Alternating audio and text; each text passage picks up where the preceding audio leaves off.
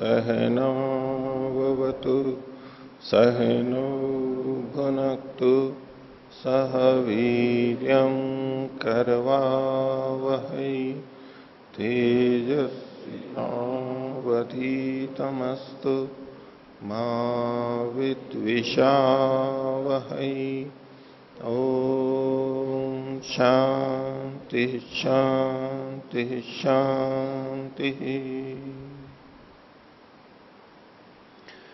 वैशेषिक दर्शन की 14वीं कक्षा। वैशेषिक दर्शन के प्रथम अध्याय के प्रथम आनिक के 15 सूत्रों को हमने पीछे देखा है और पिछले जो कुछ सूत्र थे उसमें द्रव्य गुण और कर्म इनमें परस्पर साधर्म्य और वैधर्म्य को बताते हुए कुछ बातें कही गई और 15वें सूत्र में हमने पीछे द्रव्य का लक्षण देखा। उसको द्रव्य का लक्षण भी कह सकते हैं। दूसरी दृष्टि से कहें तो द्रव्य और द्रव्य में परस्पर क्या साधर्म्य है वो कह सकते हैं, अथवा द्रव्य का गुण और कर्म से, द्रव्य का गुण और कर्म से जो वैधर्म्य है उसको भी हम कह सकते हैं उसी से। तो द्रव्य का लक्षण देखा। पिछले पाठ में से किन्हीं को कुछ पूछना है तो पूछ सकते हैं, पूछिए। ओम। पृष्ठ संख्या 7 सूत्र संख्या 14। हाँ। भाष्य के तीसरी पंक्ति। हाँ। कर्म खलु ना कारणवदकम नापि कार्यवदकम किंतु तत्वद्यमेव अस्ति। इसमें कोई उदाहरण कारण का कोई दीजिए। इसलिए देखिए, कर्म से संयोग और विभाग उत्पन्न होते हैं, उन्हीं को ले लेते हैं। पहला इन्होंने क्या, कर्म खलु ना कारण वधकम, कर्म अपने कारण का वध नहीं करता है। और दूसरा कहा नापि कार्य वधकम, और नहीं अपने कार्य का वध करता है।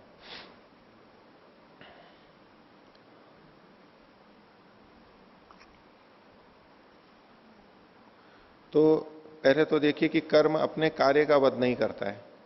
कर्म से संयोग उत्पन्न हुआ, ठीक है, कर्म से संयोग उत्पन्न हुआ, तो अब ये कर्म अपने कार्य संयोग का वध नहीं करेगा, नाश नहीं करेगा, ये खुद ही नष्ट हो जाता है। कर्म खुद ही नष्ट हो गया, लेकिन अपने कर्म अपने कार्य संयोग का नाश नहीं करेगा।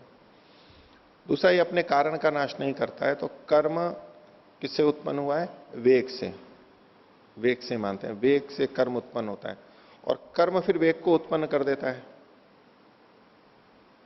कर्म वेग को उत्पन्न करता है, वेग फिर कर्म को उत्पन्न करता है, कर्म फिर वेग को उत्पन्न करता है। ये श्रृंखला स्वीकार करते हैं। तो कर्म वेग से कर्म उत्पन्न होकर के वेग को समाप्त नहीं कर देता है, उसको समाप्त नहीं करता है। तो अपने कारण, कर्म का कारण है वेग और कर्म अपने कारण वेग को समाप्त नहीं करता है। लेकिन चलते चलते वस्तु धीमी पड़ती जाती है या नीचे आती जाती है, उसमें भिन्न कारण है। वायु का घर्षण है, अन्य वस्तुओं का घर्षण है, पृथ्वी का गुरुत्वाकर्षण है, अन्य बल वहां पर हैं या अवरोधक हैं, उसके कारण से होता है। आगे एक सूत्र भी आएगा कि कर्म चलते चलते रुक क्यों जाता है, तो उसमें उन्होंने संयोग को कारण बताया। अन्य संयोग को, चलते चलते अन्य चीजों का जो संयोग होता है ना, गुरुत्वात पतन, गुरुत्व से पतन होता है या संयोग से वहां पर वो रुक जाता है आगे चल करके। लेकिन कर्म अपने कारण को नष्ट नहीं कर रहा है और कर्म अपने कार्य को भी नष्ट नहीं कर रहा है। कर्म से विभाग उत्पन्न हुआ, कर्म से विभाग उत्पन्न हुआ, मान लो ये है, अब ये विभाग उत्पन्न हुआ, कर्म ने विभाग को उत्पन्न किया, अब ये कर्म विभाग को नष्ट नहीं कर रहा है, यही कर्म इसी विभाग को नष्ट नहीं कर रहा है, ठीक है। कर्म ने संयोग उत्पन्न किया, तो अब ये संयोग को नष्ट नहीं कर रहा है। इसलिए तो न तो अपने कार्य को नष्ट करता है न कारण को नष्ट करता है, बल्कि ये वध्य है। वध्य मतलब अपने कारण और कार्य से नष्ट हो जाता है, ये नष्ट नहीं करता है, ये कहना चाहते हैं, दूसरों को नष्ट नहीं करता है ये। ठीक है, समझ में आ गया जी। दूसरा प्रश्न 15वें सूत्र में भाष्य के सबसे नीचे से दूसरी पंक्ति, हाँ तत्रापि तथाभूत क्रियावत्तों उत्प्रेक्षणे न क्षति। हाँ इसको एक बार समझाइए। हाँ, देखिए पहले इन्होंने ये बताया था कि सावयव द्रव्यों में क्रिया होती है, वो बात हो गई, क्रिया मतलब कर्म होता है। लेकिन क्या निरवयव द्रव्यों में भी क्रिया होती है? निरवयव द्रव्यों में, सावयव द्रव्यों में अपने आप में अंदर ही अंदर परिवर्तन होते रहते हैं, जैसे दूध में, दही में, सब्जी में, अंदर अंदर रखे रखे सड़ जाते हैं, अंदर प्रक्रिया होती रहती है सावयव द्रव्यों में। तो लेकिन निरवयव द्रव्यों में भी कोई परिवर्तन होता है क्या, क्रिया होती है क्या निरवयव द्रव्यों में? परमाणु है, सावयव है, उसमें क्रिया होती रहती है। लेकिन जो निरवयव है, क्या उसमें भी क्रिया होगी? तो उसमें तो क्रिया नहीं घट सकती है। निरवयव और विभू द्रव्य, उनमें क्रिया नहीं हो सकती है। तो उसके उत्तर के लिए ये कह रहे हैं कि हम इस दृष्टि से भी इनमें क्रिया देख सकते हैं, कर्म देख सकते हैं। किस दृष्टि से? तो उन्होंने कहा है कि ये जो अनवयव दिक् काल आकाश जो व्यापी द्रव्य हैं, उनमें भी क्रिया होती है। क्यों? उसके लिए हेतु दिया, तेषाम अनिवार्य आधारत्वात्, अन्य वस्तुओं में होने वाली क्रियाओं के वो अनिवार्य यानी अपरिहार्य आधार है, यानी आवश्यक आधार है, आवश्यक कारण है। अन्य क्रियाएं इनके बिना नहीं हो सकती। कोई भी क्रिया होगी तो बिना काल के क्रिया कर सकते हैं क्या? आप इस कोई भी इसको इतना सा भी हिलाओगे, थोड़ा सा भी हिलाओगे, तो उसमें कुछ ना कुछ तो काल लग जाएगा, काल में ही होगी, बिना काल लगे। यानी काल का खर्च किए बिना क्रिया नहीं हो सकती, काल में ही होगी।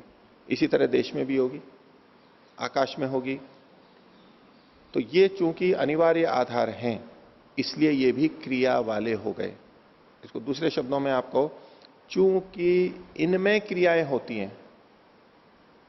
देखो, एक तो क्रिया है लेखनी में, या इस विशाल भवन में हम पढ़ रहे हैं, पढ़ना हमारी क्रिया है। लेकिन फिर भी ये क्रिया हम इस भवन की भी कह सकते हैं। हम ये क्रिया किस में कर रहे हैं? वायु में कर रहे हैं। ये क्रिया हम इस भवन में कर रहे हैं। ऐसा है, ये भवन भी क्रिया वाला है, ये वायु भी क्रिया वाली है। हमारी क्रिया के कारण ये क्रिया वाले हैं। ऐसे ही जिन द्रव्यों में वास्तव में क्रिया है, लेखनी, हाथ पैर आदि, पेड़ पौधे, इनमें जो क्रिया है, ये सब क्रिया वाले द्रव्य जिसमें है, काल, दिशा, आकाश, इनमें है, तो ये भी क्रिया वाले हो गए। ठीक है, इस दृष्टि से इनको भी क्रियावान कह सकते हैं, क्रियावत कह सकते हैं। ये बात कही गई। बोलिए। ओम। पृष्ठ संख्या 7, इसमें 14वें सूत्र के भाष्य में ऊपर से चौथी पंक्ति, हाँ, संयोगादिना स्वकार्येण कार्यद्वारेण कर्मणो वध्यत्वात्। तो जो ऐसे उदाहरण है जिसमें हमको संयोगादि प्रतीत नहीं होते, वहां कैसे घटाएंगे? जैसे कि किसी गाड़ी की थोड़ी रेस दे के हमने छोड़ दिया, हाँ, थोड़ी देर बाद जाके बिना संयोग के वो रुक जाती किसी, हाँ, या पेट्रोल आदि समाप्त होने पर रुक जाती, तो वहां कैसे इसको देखें? ठीक है। इनका ये कहना है कि मान लो कोई तीर आ रहा है, दीवार के टकरा गया, तब तो संयोग हुआ और क्रिया समाप्त हो गई। लेकिन कोई गाड़ी या साइकिल हम चला रहे हैं, उसमें किसी दीवार के नहीं टकराई, कोई पत्थर नहीं आया, लेकिन फिर भी वो रुक जाती है, तो उसमें तो बिना संयोग के ही वो रुक गई। तो इसमें संयोग हमारे को देखना होता है उसके पहिए में और भूमि में। वहां जो घर्षण होता है ना आपस में, वो उसको रोकता है। पहिया जब चलता है तो वो बल लगाता है, तो वो उसको पीछे की तरफ धकाता है, जमीन को पीछे की तरफ धकाता है, तो जमीन तो स्थिर है अपेक्षा से, तो वो खुद आगे बढ़ जाता है। ऐसे कोई भी वस्तु आगे बढ़ती है। जैसे पानी में भी हम पानी को पीछे फेंकते हैं तो नाव आगे चली जाती है, हम तैरते हैं, पानी पीछे करते हैं तो आगे चले जाते हैं, पानी को नीचे की तरफ करते हैं तो हम ऊपर आ जाते हैं। तो यहां भी ये घर्षण लगातार चल रहा है। एक तो भूमि का घर्षण है, एक वायु का घर्षण भी है। वायु भी रोकती है, इसलिए गाड़ियों को आजकल अलग ढंग से बनाते हैं ना, तिकोनी सी, और ताकि हवा का घर्षण कम से कम हो। कुछ तो होगा ही। एक होता है बिल्कुल सीधी, जैसे बसें आती थी, ऐसी गाड़ियां बना दी हैं तो ज्यादा घर्षण होता है, शक्ति का ज्यादा खर्च होता है। यूं करते हैं तो आसपास से निकल जाती हैं, कम घर्षण होता है। तो वायु भी रोकती है और भूमि भी रोकती है। दो मुख्य कारण यहां पर इसमें है।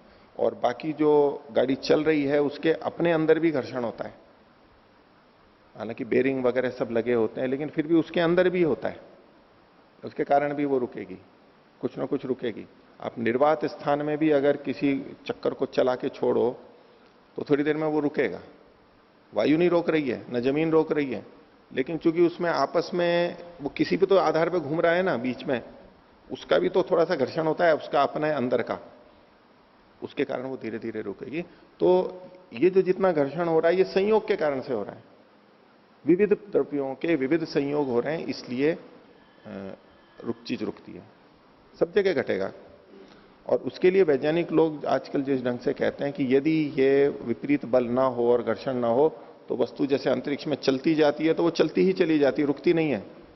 यहां तो वेग कम हो जाएगा, अपने आप कम होगा, क्योंकि प्रतिरोधी बल घर्षण और संयोग वहां पर विद्यमान है। लेकिन जहां अंतरिक्ष में वायु भी नहीं है और कोई गुरुत्वाकर्षण उस तरह का किसी विशेष का नहीं है तो वस्तु चलती जाती है, चलती जाती है, अन्य बल नहीं है। तो हाँ, ये तो समझ में आया। दूसरा प्रश्न, पृष्ठ संख्या 8। हाँ, इसमें 15वें सूत्र के भाष्य में हाँ, नीचे से तीसरी पंक्ति, हाँ, न च गुणाः कर्माणि वा समवाय कारणानि भवन्ति असमवाय कारणानि तु भवन्ति स्वकार्यस्य। तो इसको किसी उदाहरण में कैसे घटाएंगे? इन्होंने लिखा कि गुणाः कर्माणि वा समवायी कारणानि न भवन्ति, ये वैधर्य में बता रहे हैं। द्रव्य तो समवायी कारण होता है, लेकिन गुण और कर्म समवायी कारण नहीं होते, ठीक है। लेकिन असमवायी कारणानि तो भवन्ति, लेकिन वो असमवायी कारण तो होते हैं, ठीक है। किसके? अपने अपने कार्य के। ये थोड़ा वाक्य यहां पर विचारणीय है, मैं गुण पे तो आपको बता देता हूं, कर्म के ऊपर जो है वो विचारणीय है जिस तरह से ये कथन होता है। तो गुण कैसे समवायी कारण नहीं होते हैं? समवायी कारण, इसमें तथ्य समझ लिए, समवायी कारण हमेशा द्रव्य ही होता है। समवायी कारण यानी उपादान कारण, घटक द्रव्य, रॉ मटेरियल, मटेरियल कॉज, कच्चा सामान, मूलभूत द्रव्य, ये सारे के सारे द्रव्य होंगे। तो द्रव्य ही समवायी कारण होता है। एक तो ये मन में पक्का बैठा लीजिए, गुण और कर्म कभी भी समवायी कारण नहीं होगा, किसी का भी नहीं होगा। गुण और कर्म अन्य कारण हो सकते हैं, अन्य कारण हो सकते हैं, निमित्त कारण हो सकते हैं, असमवायी कारण हो सकते हैं। अब इसमें इन्होंने कहा कि ये असमवायी कारण तो हो सकते हैं, ठीक है। देखो, गुण और कर्म किसी के समवायी कारण इसलिए नहीं हो सकते क्योंकि गुण और कर्म में गुण नहीं रहता है, गुण में कर्म नहीं रहता है, कर्म में भी गुण नहीं रहता है, कर्म में कर्म भी नहीं रहता है। 4 बात बोल गया मैं। एक वाक्य में बोलूं तो गुण और कर्म में गुण और कर्म नहीं रहते हैं, दोनों में दोनों नहीं रहते हैं। फिर से 4 वाक्य खोल करके बोलूं तो गुण में गुण नहीं रहता है और गुण में कर्म भी नहीं रहता है। ये एक बात हो गई। अब कर्म की दृष्टि से तो कर्म में गुण नहीं रहता है और कर्म में कर्म भी नहीं रहता है। इस तरह से ये 4 बात हो गई। यदि गुण में गुण रहता, यदि गुण में कर्म रहता तो गुण को समवायी कारण कह सकते थे, वो आश्रय होता, आधार होता। यदि कर्म में गुण रहता, कर्म में कर्म रहता तो उसको हम कह सकते थे ये आश्रय है। लेकिन ऐसा होता नहीं है, इसलिए गुण और कर्म समवायी कारण नहीं होते, ये इनका सिद्धांत है। तो समवायी कारण कौन बचा? फिर द्रव्य बचा। द्रव्य समवायी कारण होता है। अलग अलग कार्य द्रव्यों के अलग अलग समवायी कारण होते हैं। और पीछे जो बात आई थी कि द्रव्य का भी समवायी कारण होता है, जैसे कि घड़े का मिट्टी।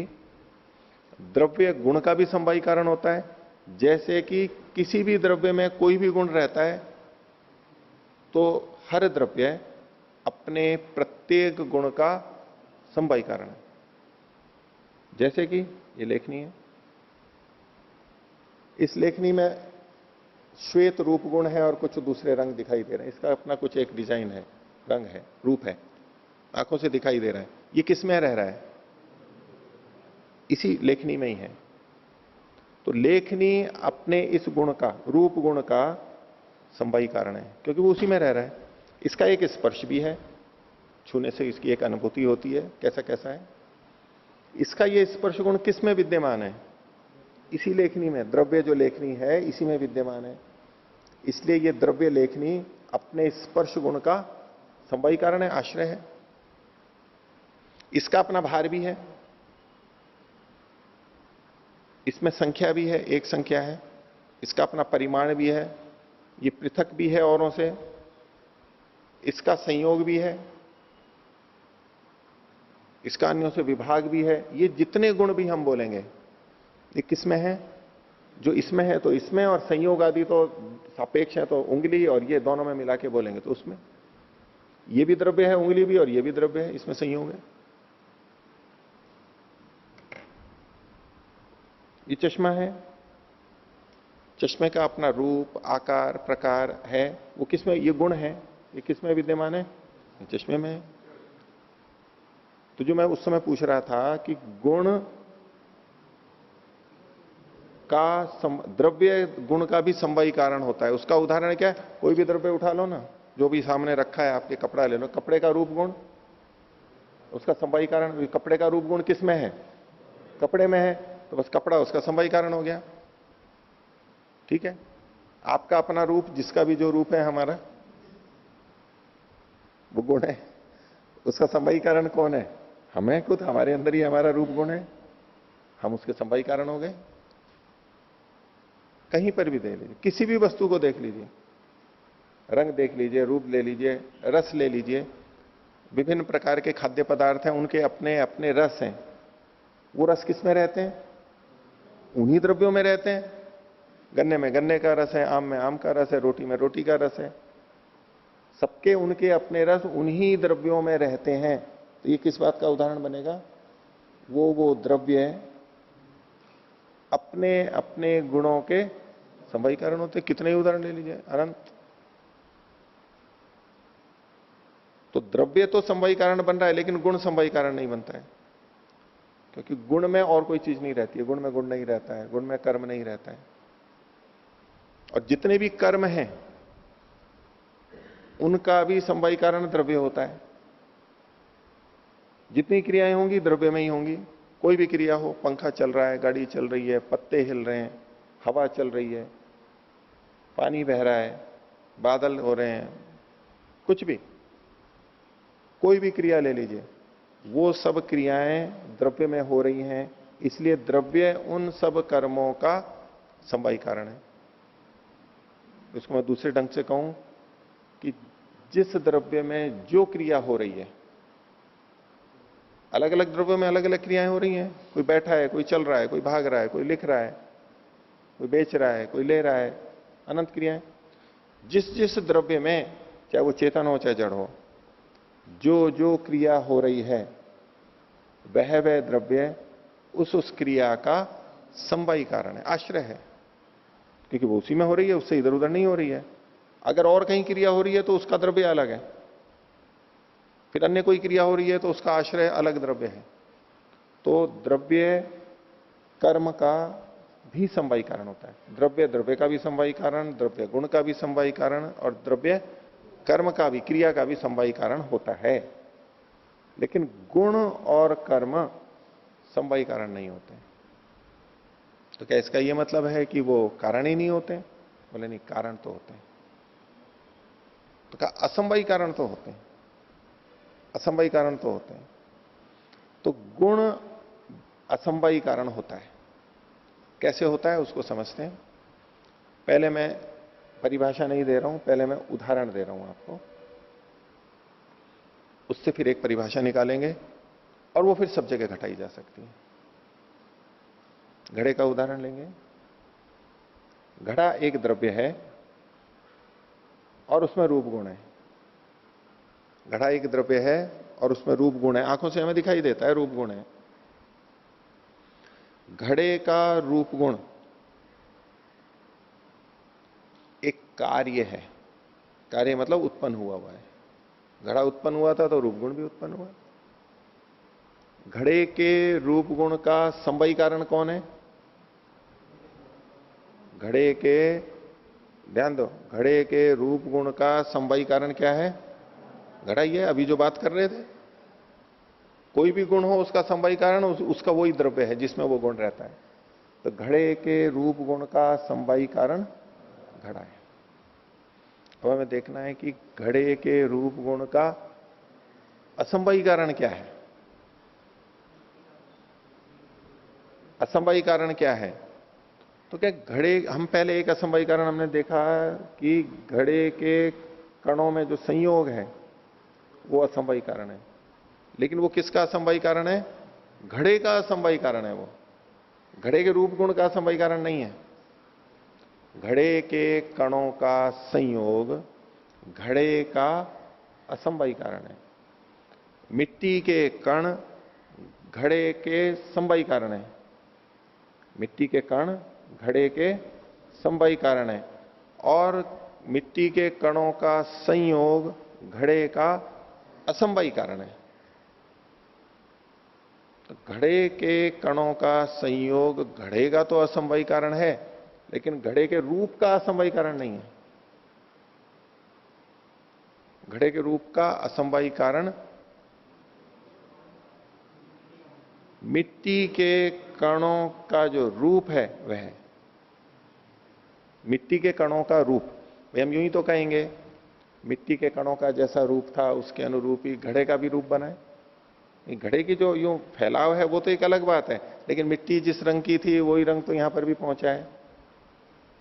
और मिट्टी के एक कण ने जैसा दिख रहा है उसी के पास में दूसरा कण आ गया, तीसरा कण आ गया, ऐसे बहुत सारे कण साथ साथ अलग ढंग से आ गए, उसका व्यूहन अलग हो गया तो एक अलग तरह से रूप दिखने लग गया। यदि मिट्टी के कणों में रूप नहीं होता तो घड़े में भी रूप नहीं आता। दूसरा उदाहरण ले लीजिए, तंतु कपड़े का, कपड़े का रूप गुण, उसका असंभवी कारण तंतुओं का रूप गुण है। ये जिस तरह से व्याख्या करते हैं उसी ढंग से समझना है हमारे को, ये क्या कहना चाहते हैं असंभवी कारण को। तंतुओं का रूप गुण वस्त्र के रूप गुण का कारण है, ये तो पता है ना आपको। भाई कारण कार्य संबंध तो पहले बन ही रहा है ना। यदि तंतुओं में रूप गुण नहीं होता तो कपड़े में रूप गुण आता क्या? नहीं आता। तंतुओं में जैसा रूप गुण है वैसा ही कपड़े में रूप आ रहा है, तो तंतुओं का रूप कपड़े के रूप का कारण है, ये इतना तो पक्का है ना। अब वो कौन सा कारण है ये हमें देखना है, वो संभवी कारण है या असंभवी कारण है या निमित्त कारण है। निमित्त कारण तो मान नहीं सकते, क्योंकि निमित्त कारण तो कार्य को उत्पन्न करके हट जाता है। अब तंतुओं का रूप गुण कपड़े को बना करके, कपड़े के रूप गुण को बना करके क्या हट गया है वहां से? तंतु का रूप गुण तो अभी भी विद्यमान है, इसलिए निमित्त कारण तो हो नहीं सकता। और तंतु का रूप गुण उपादान कारण भी नहीं हो सकता, क्योंकि उपादान कारण केवल द्रव्य होता है, गुण तो होता ही नहीं है। और तंतु का रूप गुण कपड़े के रूप गुण में विद्यमान भी है, अन्वित भी हो रहा है, साथ साथ में विद्यमान है। तो जो कारण कार्य में अन्वित होता हुआ भी संभवी कारण नहीं होता है तो वो असंभवी कारण होता है।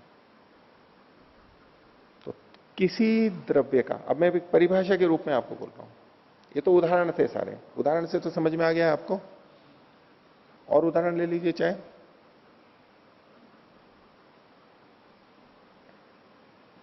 रोटी का रूप गुण, उसका असंभवी कारण कौन है? आटे के कण का, या आटा कह लीजिए। आटे का जो रूप गुण है वो रोटी के रूप गुण का कारण है। गेहूं का आटा अलग तरह का होता है तो रोटी भी अलग बनती है। मक्की का आटा अलग तरह का होता है तो रोटी भी अलग रूप वाली बनती है। एक लंबाई चौड़ाई वाली बात तो अलग हो गई, कितना फैला है, लेकिन जो पीली है या बाजरे की है तो थोड़ी सांवली काली है, गेहूं की सफेद सी है, ऐसे। अब इसमें यूं देखिए, किसी भी कार्य द्रव्य के गुण का, किसी भी कार्य द्रव्य के गुण का असंभवी कारण उस कार्य द्रव्य के कारण यानी समवायी कारण का गुण होता है। किसी भी कार्य द्रव्य के गुण का असंभवी कारण उस कार्य द्रव्य के समवायी कारण या उपादान कारण जो एक ही बात है, उसका गुण होता है। अब ये आप रस में ले लीजिए या आप गंध में ले लीजिए, कहीं भी ले लीजिए, ठीक है, ये असमवायी कारण होगा। तो गुण असमवायी कारण तो होता है, समवायी कारण नहीं होता, ये इन्होंने बात रखी, ठीक है। अब इसमें जो कर्म के लिए इन्होंने लिखा है कि कर्म भी असमवायी कारण होता है, ये थोड़ा सा विचारणीय है, क्योंकि इस विषय में कुछ अलग अलग वक्तव्य मिलते हैं। उदयवीर जी ने भी इसको कारण माना है और अन्य लोग भी इसको मानते ही होंगे।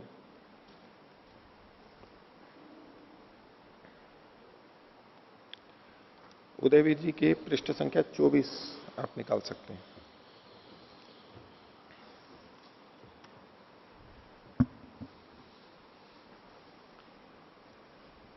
इसमें 1 2 3 करके लिखा हुआ है, ठीक है।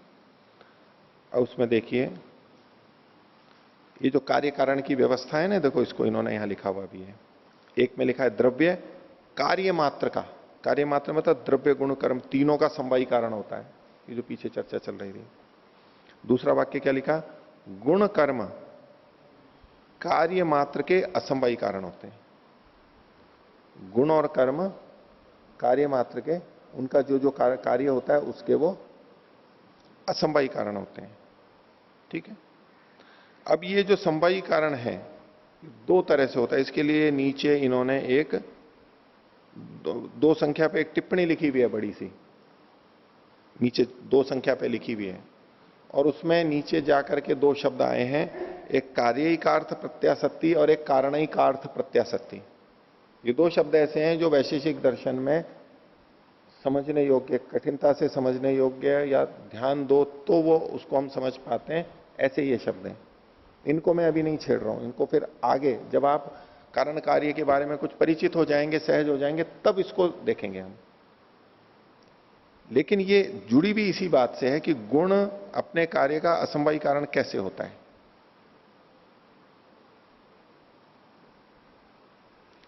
अब इसके अंदर आगे एक सूत्र भी आएंगे 2, उसमें कर्म को न द्रव्याणाम कर्म न कर्मणाम कर्म, कर्म जो है वो द्रव्यों का कारण नहीं होता है, कर्म कर्म का भी कारण नहीं होता है, ये भी हमारे को कथन मिलता है। और इसके लिए आप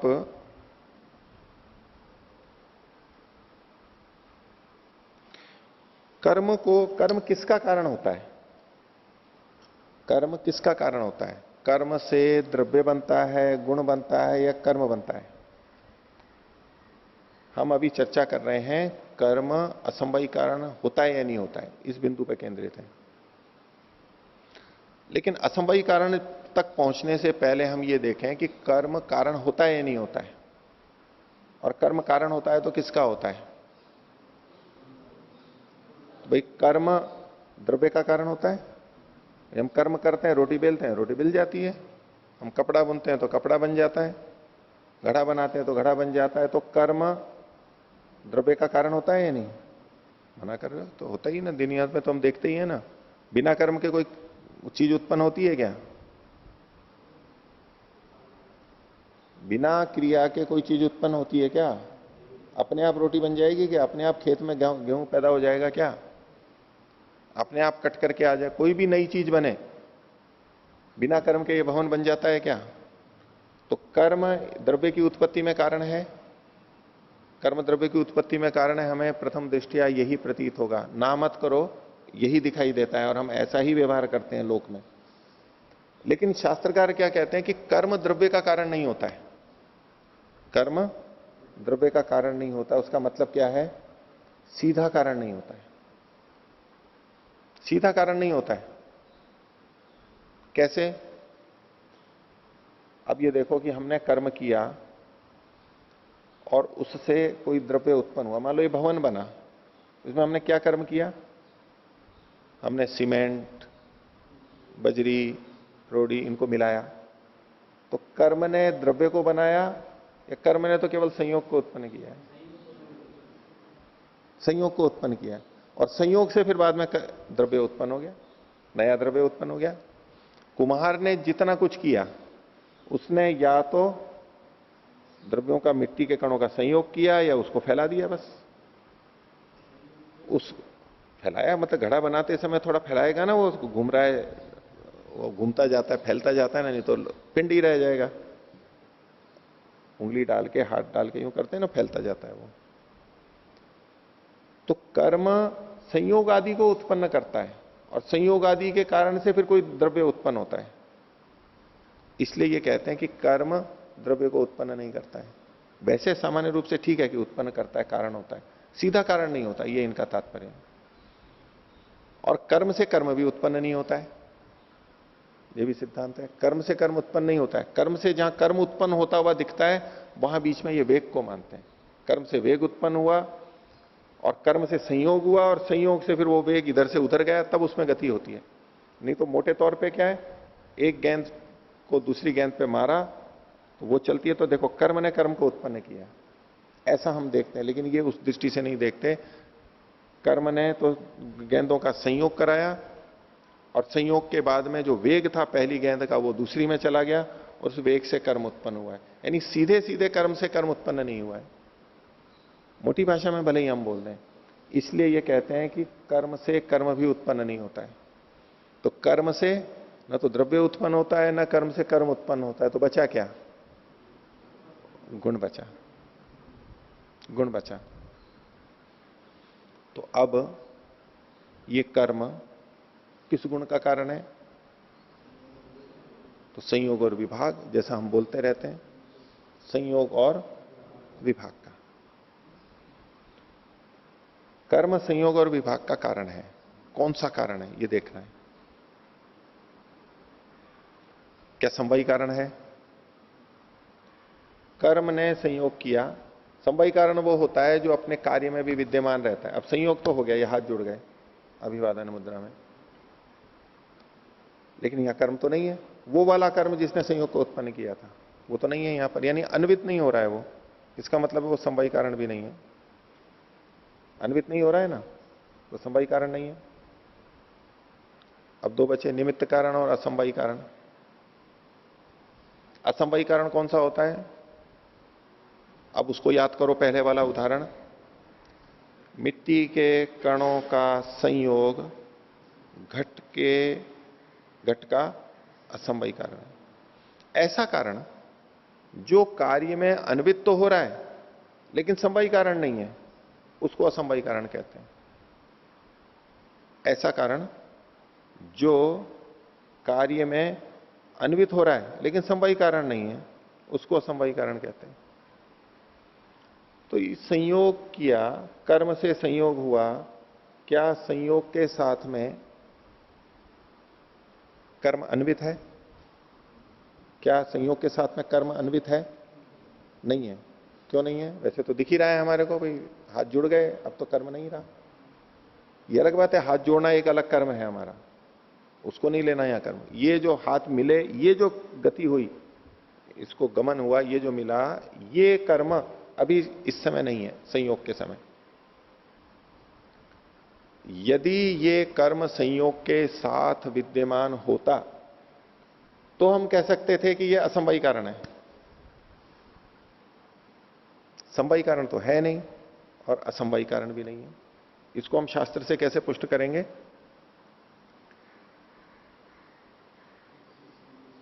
कर्म अपने कार्य से नाश को प्राप्त होता है, कार्य विरोधी कर्म, पीछे जो सूत्र पढ़ करके आए। और दूसरी दृष्टि से देखें तो कर्म क्षणिक होता है, कर्म तो उसके बाद रहता ही नहीं है। क्रिया हुई गई, अब कहां गई वो क्रिया? तो नहीं है, समाप्त हो गई। क्षण स्थायी है वो, तो जब तक हो रहा है तो वर्तमान है, तभी तक, उसके बाद में वो नहीं रहती है। इन दोनों दृष्टियों से हम देखेंगे कि कर्म ने संयोग को उत्पन्न किया, संयोग गुण इसका कार्य है और इस समय कर्म विद्यमान नहीं है। तो इसलिए कर्म इस संयोग का न तो संवाही कारण हो सकता है और ना ही असंवाही कारण हो सकता है। आई बात समझ में? दोबारा दोहरा रहा हूं, पिछली बात भी दोहरा रहा हूं। कर्म से द्रव्य उत्पन्न नहीं होता है, कर्म से कर्म भी उत्पन्न नहीं होता है, कर्म से केवल गुण उत्पन्न हो सकता है। उस गुण का हमने एक उदाहरण दिया, कर्म से ये संयोग गुण उत्पन्न हुआ। अब ये देखना है कि संयोग का कौन सा कारण है, ये क्रिया कर्म जो हुआ ये कौन सा कारण है। कारण तीन है, समवायी, असमवायी, निमित्त। ये समवायी कारण नहीं हो सकता और ये असमवायी कारण भी नहीं हो सकता, क्योंकि कर्म इस संयोग रूपी अपने कार्य में अन्वित ही नहीं हो रहा है। अन्वित होता तो हम विचार कर सकते थे, यदि कर्म द्रव्य होता तो समवायी कारण हो जाता, और द्रव्य नहीं है तो असमवायी कारण हो जाता। लेकिन इतना निश्चित है कि कर्म संयोग का कारण है। कारण का तो निषेध नहीं कर सकते, क्रिया नहीं होती तो संयोग हो ही नहीं सकता था। इसलिए कारण तो है, और हम ये निश्चित कर चुके हैं, ना तो समवायी कारण है ना असमवायी कारण है, तो कौन सा बचा? परिशेष न्याय से क्या होगा? निमित्त कारण। तो कर्म अपने कार्य का निमित्त कारण तो दिख रहा है, असमवायी कारण नहीं हो सकता है।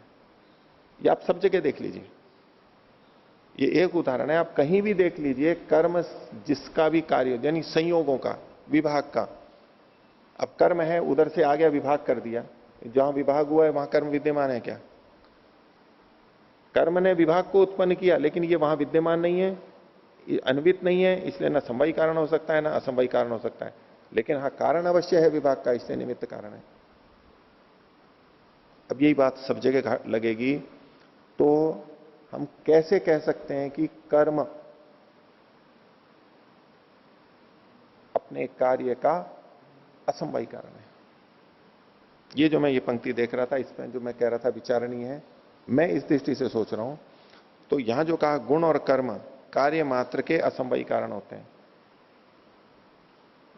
गुण तो असमवायी कारण होता है, लेकिन कर्म अपने कार्य का असमवायी कारण कैसे होगा? परिभाषा ही नहीं घटती है।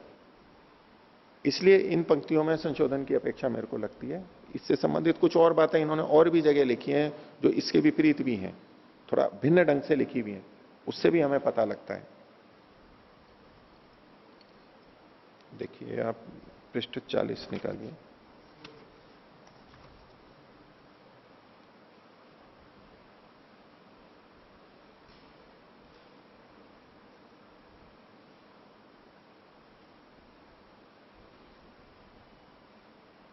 ये उदयवीर जी वाला मैं देख रहा था। यहां एक सूत्र है जो आगे आगे हम पढ़ेंगे, संयोग विभाग वेगानाम कर्म समानम। कर्म संयोग विभाग और वेग इन तीनों का समान रूप से कारण है। तो कर्म से क्या उत्पन्न होता है? संयोग विभाग और वेग। ये तीनों बातें आपके सामने आ चुकी हैं। अब नीचे टिप्पणी देखिए,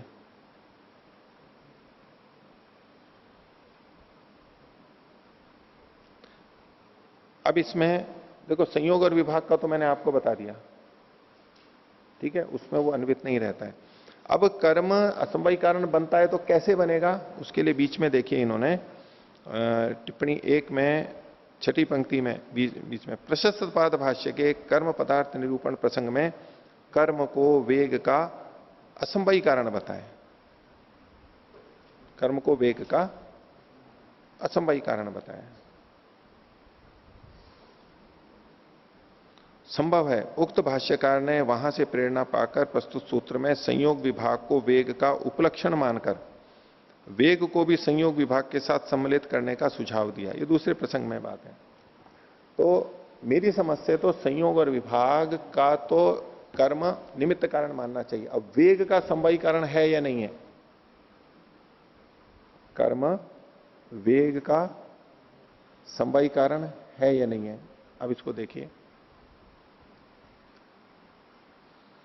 कर्म वेग को उत्पन्न करता है और वेग कर्म को उत्पन्न करता है, ये ऐसा मानते हैं। इस दृष्टि से उसको कह दें कि वो उसके साथ साथ अन्वित हो रहा है।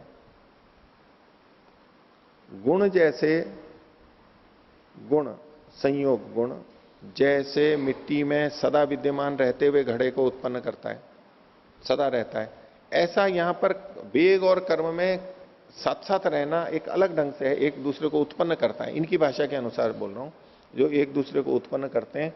तो वहां भी मुझे तो यह दिखाई देता है कि इसको हम निमित्त कारण माने तो ज्यादा अच्छा है। समवायी कारण हो नहीं सकता, और असमवायी कारण की बात है वो उसमें वैसे ये इसको इस रूप में देखते हैं कि जैसे विचार कर सकते हैं, ये हो सकता है, पर और विचारणीय है। घड़े पे आते हैं।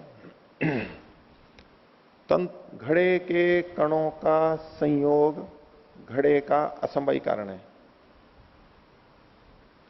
मिट्टी के कणों का संयोग,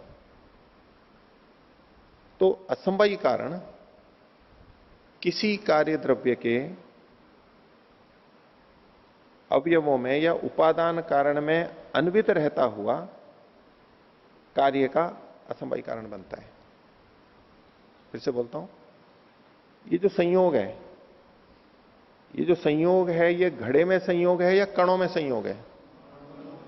कणों में संयोग मानना होगा। और कण जो है मिट्टी के, वो घड़े के संभवी कारण है। कणों का संयोग घड़े का असंभवी कारण है, लेकिन किस तरह से? घड़े के उपादान कारण में रहता हुआ घड़े का कारण बन रहा है। देखो, दो दृष्टि से हम कह सकते हैं। एक मोटी भाषा में कह दें कि घड़े में मिट्टी के कणों का संयोग है, ठीक है, तो संयोग किस में हुआ? हम मोटे तौर पे कहेंगे कि घड़े में संयोग है, लेकिन वैसे देखेंगे तो मिट्टी के कणों में संयोग है। मिट्टी और घड़े में कारण कार्य का संबंध है, कार्य कारण का संबंध है। घड़ा कार्य है, मिट्टी कारण है। तो घड़े का जो असंभवी कारण है वो सीधे घड़े में नहीं है विद्यमान, वो घड़े के उपादान कारण मिट्टी के कणों में रहता हुआ घड़े का कारण बन रहा है।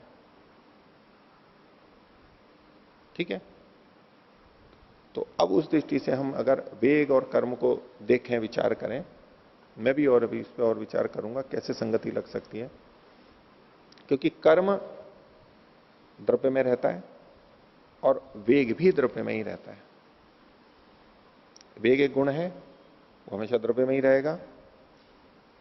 कर्म भी द्रव्य में ही रहेगा, और ये एक दूसरे के कारण भी बन रहे हैं।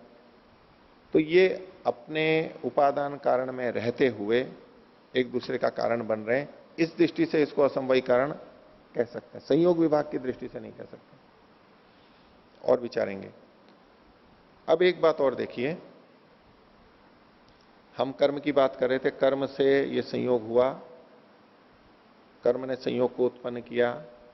अब संयोग की दृष्टि से देखिए कि संयोग के कारण क्या क्या है। संयोग का संभवी कारण क्या है,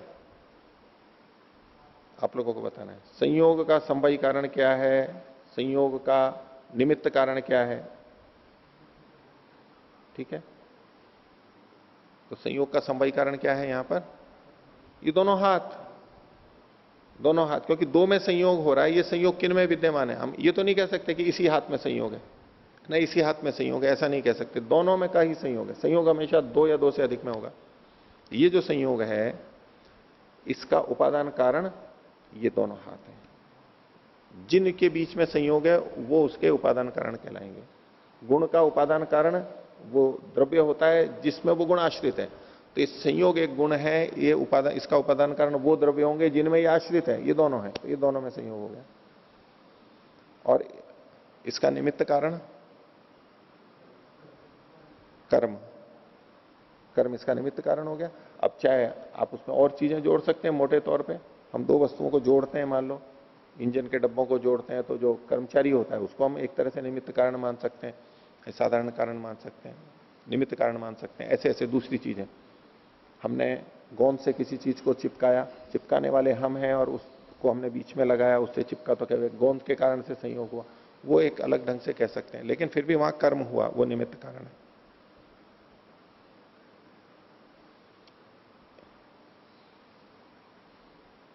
तो ये जो मैं आपने पूछा था, इसमें वापस इसमें आते हैं कि गुण और कर्म संभवी कारण नहीं होते हैं, ये असंभवी कारण तो होते हैं। तो कर्म असंभवी कारण हो सकता है एक तो वेग की दृष्टि से, लेकिन संयोग विभाग की दृष्टि से अभी निमित्त कारण अधिक प्रतीत होता है। ये विचारने की बात है। ये द्रव्यों से इसका भेद हो गया। ठीक है, आगे का पाठ देख लें थोड़ा सा। देखिए, पृष्ठ संख्या 8, सूत्र संख्या 16 है। वैशेषिक दर्शन के प्रथम अध्याय के प्रथम आनिक का 16वां सूत्र। इसकी भूमिका देखिए। अथ गुणस्य लक्षणम यद्वा गुणस्य द्रव्य कर्मभ्याम वैधर्म्यम उच्यते। अब गुण का लक्षण कहा, पहले द्रव्य का लक्षण कहा, तो यहां पर गुण का लक्षण कह रहे हैं। अथवा दूसरे ढंग से कह सकते हैं कि गुण का द्रव्य और कर्म से क्या वैधर्म्य है, क्या भिन्नता है, उसको कह रहे हैं। क्योंकि ये लक्षण जो गुण का किया गया है, ये लक्षण न तो द्रव्य में घटेगा और न ही कर्म में घटेगा, इसलिए उससे वैधर्म्य हो जाएगा। सूत्र है 16वां, द्रव्याश्रय गुणवान संयोग विभागेश्व कारणम अनपेक्ष इति गुण लक्षणम। द्रव्याश्रयी अगुणवान, द्रव्याश्रयी मतलब द्रव्य में जो आश्रित है, द्रव्य में जो आश्रित है, द्रव्य में जो रहता है, ये एक बात कही गई। गुण कैसा होता है? द्रव्य में रहता है। अगुणवान स्वयं गुण वाला नहीं होता है। गुण होता है लेकिन गुण वाला नहीं होता है, गुण वाला नहीं होता है। 2, तीसरा संयोग विभागेशु अकारणम, गुण संयोग और विभाग में कारण नहीं होता है। अभी लक्षण ऐसा विचित्र दे रहे हैं कि यही क्यों कहा संयोग विभाग में कारण नहीं होता है।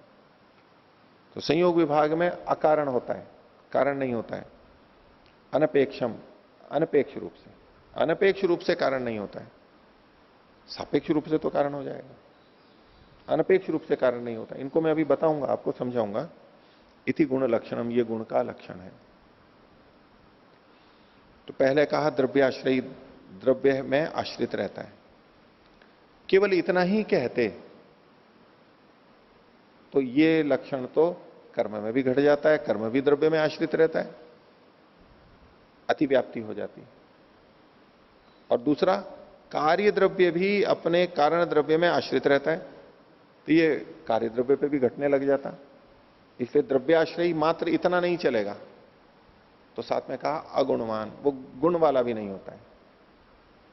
तब इससे किसको हटा दिया इन्होंने? जो कार्य द्रव्य अपने कारण में आश्रित रहता था, द्रव्याश्रयी था, और वो तो गुण वाला होता है कार्य द्रव्य, ये कहा अगुणवान, तो कार्य द्रव्य को हटा दिया। तो द्रव्याश्रयी अगुणवान। लेकिन ये दोनों बातें कर्म में भी घट रही हैं। कर्म द्रव्य में भी रहता है और गुण रहित भी होता है, कर्म में गुण नहीं होता है। इसलिए ये इतना लक्षण कर्म में भी जाकर के घट रहा था, अतिव्याप्ति हो रही थी कर्म में भी। तो उसको हटाने के लिए आगे कहा संयोग विभागेशु अकारणम। कर्म संयोग और विभाग में कारण होता है, कर्म संयोग और विभाग में कारण होता है, लेकिन गुण संयोग विभाग में कारण नहीं होता है। गुण संयोग विभाग में कारण नहीं होता है। अब जैसे ये संयोग गुण है, अब ये जो संयोग है ये अपने आप में ये संयोग गुण से उत्पन्न नहीं हुआ है। कर्म संयोग और विभाग का कारण होता है, लेकिन गुण संयोग विभाग के कारण नहीं होते, इसलिए इन्होंने कहा संयोग विभागेशु अकारणम। अब ये जब तीनों बातें आ गई, द्रव्याश्रयी, अगुणवान और संयोग विभागेशु अकारणम, ये तीनों बातें जब जुड़ जाएंगी तो अब न किसी द्रव्य में अतिव्याप्ति होगी और न कर्म में अतिव्याप्ति होगी। इसलिए कहा द्रव्याश्रयी अगुणवान संयोग विभागेशु अकारणम। लेकिन यहां एक बात और जुड़ी हुई है, इन्होंने कहा अनपेक्ष। अनपेक्ष, अनपेक्ष मतलब दूसरे की अपेक्षा न करता हुआ।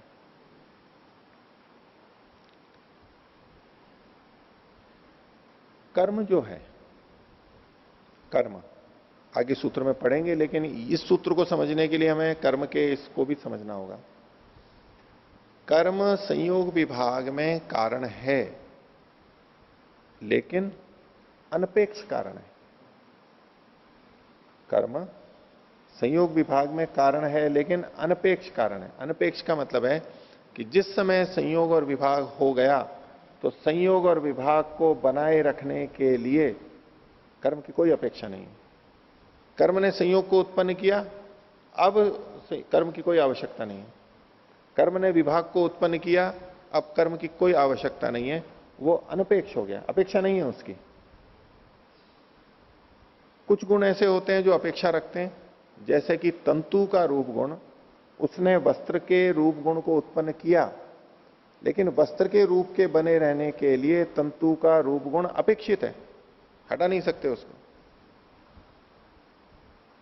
ऐसे ही मिट्टी के कणों का संयोग असंभवी कारण, संयोग एक गुण था, वो घट की उत्पत्ति में कारण है, लेकिन सापेक्ष कारण है, वो अपेक्षा है उसको घड़े को बने रखने के लिए, निरपेक्ष नहीं है। लेकिन कर्म जो संयोग और विभाग को उत्पन्न करता है उसमें वो अनपेक्ष है। संयोग विभाग हो गया, अब कर्म की कोई अपेक्षा नहीं है।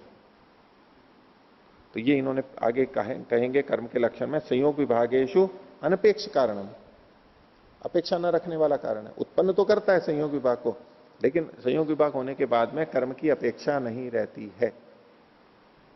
उसके विपरीत यहां पर कहना चाहते हैं, अनपेक्ष अकारण। संयोग और विभाग की उत्पत्ति में संयोग और विभाग अनपेक्ष कारण नहीं है, यानी सापेक्ष कारण है। संयोग और विभाग से भी संयोग और विभाग उत्पन्न होता है। कर्म से संयोग विभाग उत्पन्न होता है, ये हमने देख ही लिया। संयोग और विभाग से भी संयोग विभाग उत्पन्न होता है। उसको कैसे समझते हैं कि ये चश्मे का खोल है, इसका हाथ से संयोग हुआ। किससे संयोग हुआ? हाथ से। ये एक संयोग है। इस संयोग से हम कह सकते हैं ना, इसका खोल का शरीर के साथ में संयोग हुआ, कह सकते हैं नहीं? संयोग तो किससे हुआ? हाथ से। लेकिन इससे चूंकि हाथ का संयोग शरीर से है, शरीर से जुड़ा हुआ है, तो इसको कहते हैं संयोगज संयोग। इसको थोड़ा ये आपको अटपटा लगेगा, आप कहोगे कि भाई हाथ और शरीर तो एक ही बात हो गई, उसमें क्या अलग अलग हुआ? उसको बिजली से जोड़ करके देखो। बिजली का है ना, बिजली का एक तार हमारे घर में आया हुआ है, उसका संयोग हमारे घर की तार से हो गया।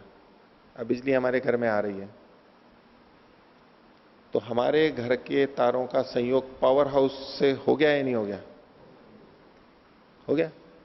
नहीं हो गया? नहीं, हमारा तो केवल हमारे घर के पास जो तार आया है उसी से ही संयोग हुआ है। हमारे घर का तार और खंबे से निकल के आ रहा है तार, उसके साथ संयोग हुआ। उसके साथ संयोग होते हुए भी उसका आगे तक से संयोग हो जाता है। नहीं हुआ तो छू के देख लेते हैं।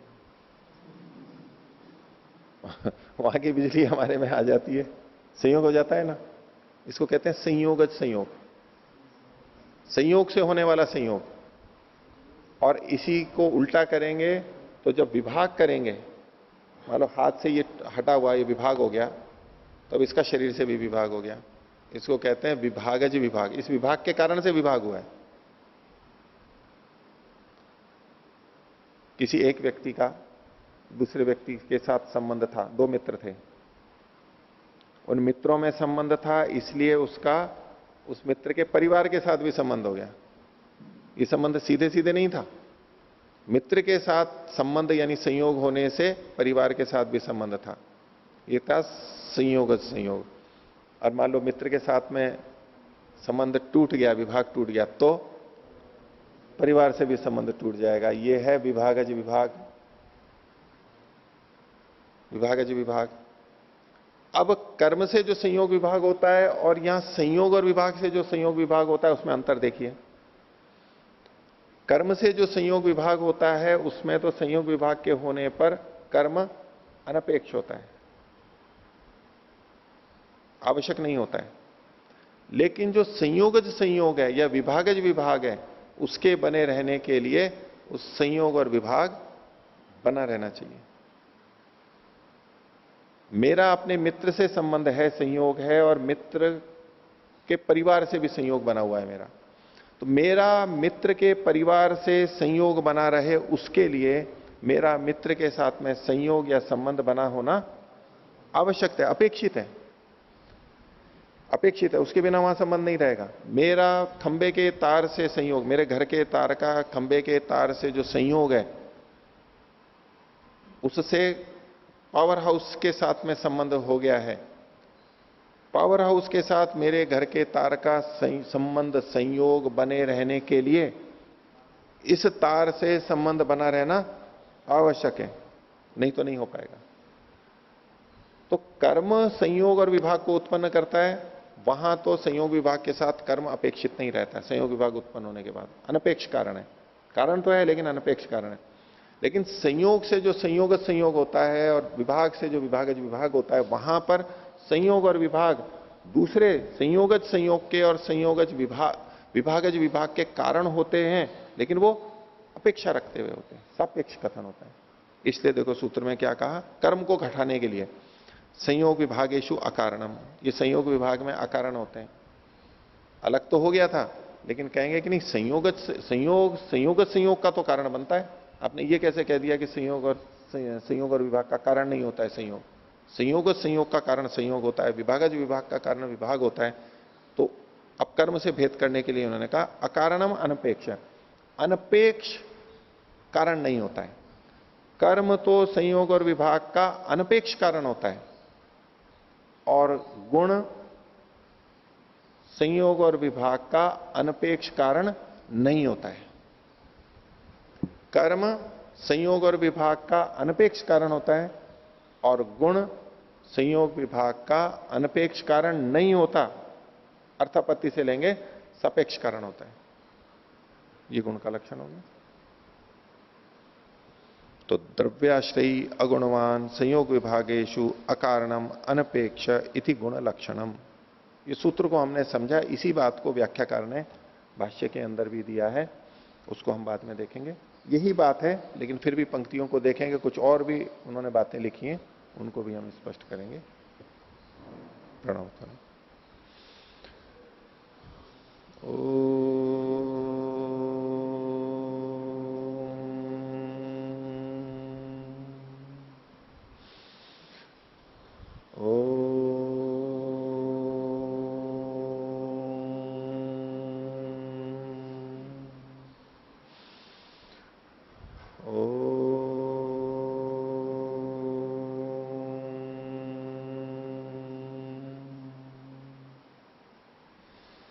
सभी को सादर अभिवादन। ओम शुभ।